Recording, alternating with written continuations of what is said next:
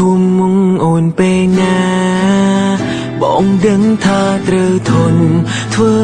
ដូចមិនមានរឿងអ្វីថាបើអូនអងជន់សូមប្រណី5ផងថ្លៃអ្វីដែលបងធ្វើខុសឲ្យអូនលើកលែងទោសអ្វីដែលបងបានដឹងគឺប្រលឹងសុខសាន្តមិនដូចពេលនៅក្បែរបងព្រមគេជានាងថ្មីដែលរូបពីសេអូនបងចំណែកឯរូបបង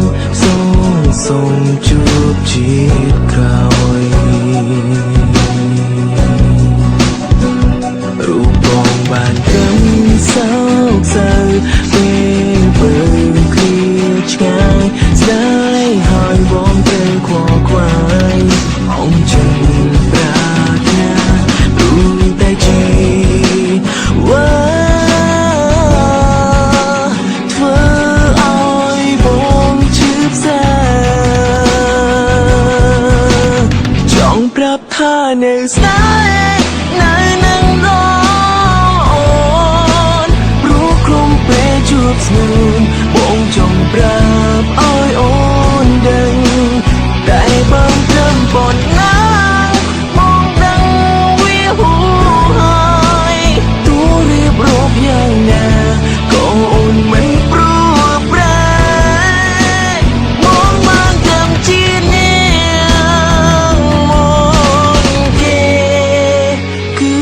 មនុស្សអានិន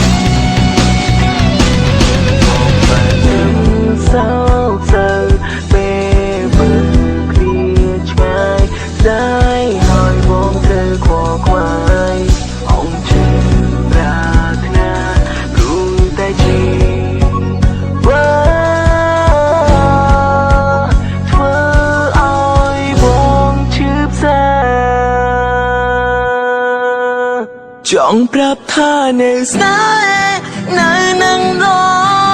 អូ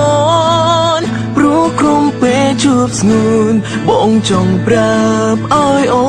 នដឹងតែបានត្រឹមប៉ុណ្ណាបងដឹងវាហួហើយទូរៀបរាប់យ៉ាងណាក៏អូនមិនព្រ